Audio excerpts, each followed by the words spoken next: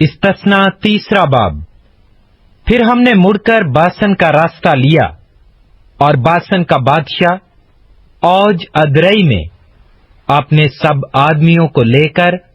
ہمارے مقابلہ میں جنگ کرنے کو آیا، اور خداوند نے مجھ سے کہا، اس سے مت ڈر، کیونکہ میں نے اس کو اور اس کے سب آدمیوں اور ملک کو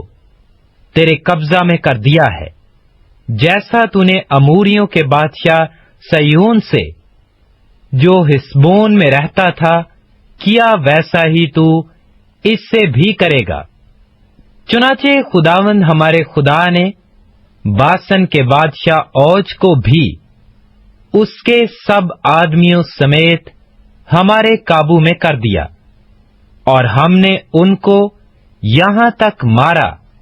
کہ ان میں سے کوئی باقی نہ رہا، اور ہم نے اسی وقت اس کے سب شہر لے لیے، اور ایک شہر بھی ایسا نہ رہا جو ہم نے ان سے لے نہ لیا ہو۔ یوں ارجوب کا سارا ملک جو باسن میں اوج کی سلطنت میں شامل تھا، اور اس میں 60 شہر تھے، ہمارے قبضہ میں آیا۔ یہ سب شہر فصیل دار تھے، اور ان کی اونچی اونچی دیواریں اور پھاٹک اور بینڈے تھے۔ ان کے علاوہ بہت سے ایسے قبضے بھی ہم نے لے لیے جو فصیل دار نہ تھے، اور جیسا ہم نے ہسبون کے بادشاہ سیہون کے ہاں کیا، ویسا ہی ان سب آباد شہروں مما عورتوں اور بچوں کے بالکل نابود کر ڈالا، لیکن سب چوپایوں اور شہر کے مال کو لوٹ کر ہم نے اپنے لیے رکھ لیا۔ یوں ہم نے اس وقت اموریوں کے دونوں بادشاہوں کے ہاتھ سے جو یردن پار رہتے تھے، ان کا ملک وادی ارنون سے کوہ ہرمون تک لے لیا۔ اس ہرمون کو سدونی، سریون اور اموری سیر کہتے ہیں، اور سلکا اور ادرئی تک میدان کے سب شہر، اور سارا جلاد اور سارا باسن، یعنی اوج کی سلطنت کے سب شہر جو باسن میں شامل تھے، ہم نے لے لیے، کیونکہ رفائیم کی نسل میں سے فقط باسن کا بادشاہ اوج باقی رہا تھا۔ اس کا پلنگ لوہے کا بنا ہوا تھا، اور وہ بنی امون کے شہر رابا میں موجود ہے، اور آدمی کے ہاتھ کے ناپ کے مطابق 9 ہاتھ لمبا اور 4 ہاتھ چوڑا ہے۔ سو اس ملک پر ہم نے اس وقت قبضہ کر لیا، اور ایروئیر جو وادی ارنون کے کنارے ہے، اور جلاد کے کوہستانی ملک کا آدھا حصہ، اور اس کے شہر میں نے روبینیوں اور جدیوں کو دیے، اور جلاد کا باقی حصہ اور سارا باسن، یعنی ارجوب کا سارا ملک جو اوج کی قلمبروں میں تھا، میں نے منسی کے آدھے قبیلہ کو دیا۔ باسن رفائیم کا ملک کہلاتا تھا، اور منسی کے بیٹے یائر نے جسوریوں اور مکاتیوں کی سرحد تک ارجوب کے سارے ملک کو لے لیا،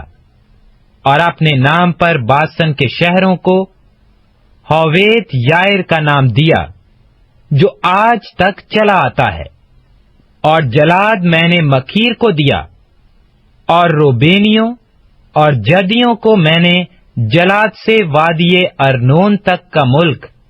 یعنی اس وادی کے بیچ کے حصہ کو ان کی ایک حد ٹھہرا کر دریائے نبیوک تک جو امونیوں کی سرحد ہے ان کو دیا، اور میدان کو، اور کزرت سے لے کر میدان کے دریا یعنی دریائے شور تک جو مشرق میں پسگا کے ڈھال تک پھیلا ہوا ہے، اور یردن اور اس کی ساری نواحی کو بھی میں نے انہی کو دے دیا۔ اور میں نے اس وقت تم کو حکم دیا کہ تمہارے خداوند خدا نے تم کو یہ ملک دیا ہے کہ تم اس پر قبضہ کرو، سو تم سب جنگی مرد مسلح ہو کر اپنے بھائیوں بنی اسرائیل کے آگے آگے پار چلو،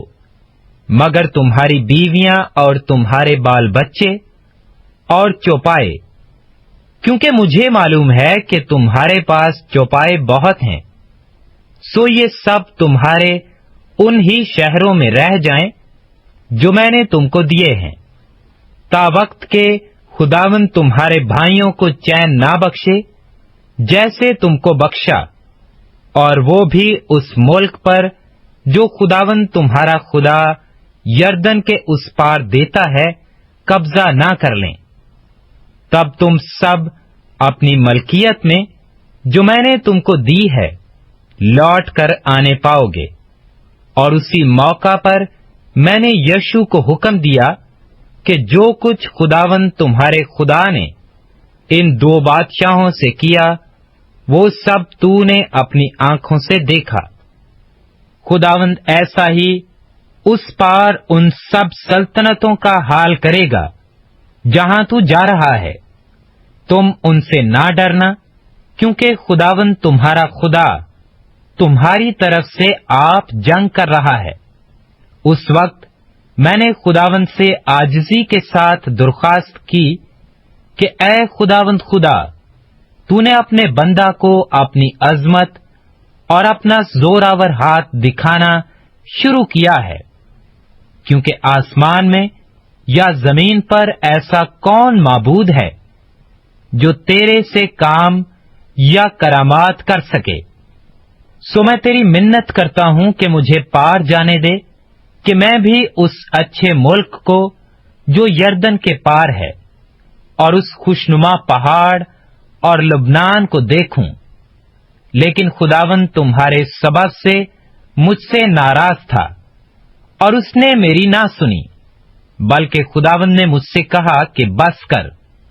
اس مضمون پر مجھ سے پھر کبھی کچھ نہ کہنا۔ تو کوہ پسگا کی چوٹی پر چڑھ جا اور مغرب اور شمال اور جنوب اور مشرق کی طرف نظر دوڑا کر اسے اپنی آنکھوں سے دیکھ لے، کیونکہ تو اس یردن کے پار نہیں جانے پائے گا۔ پر یشوع کو وصیت کر اور اس کی حوصلہ افزائی کر کے اسے مضبوط کر، کیونکہ وہ ان لوگوں کے آگے پار جائے گا، اور وہی ان کو اس ملک کا جسے تو دیکھ لے گا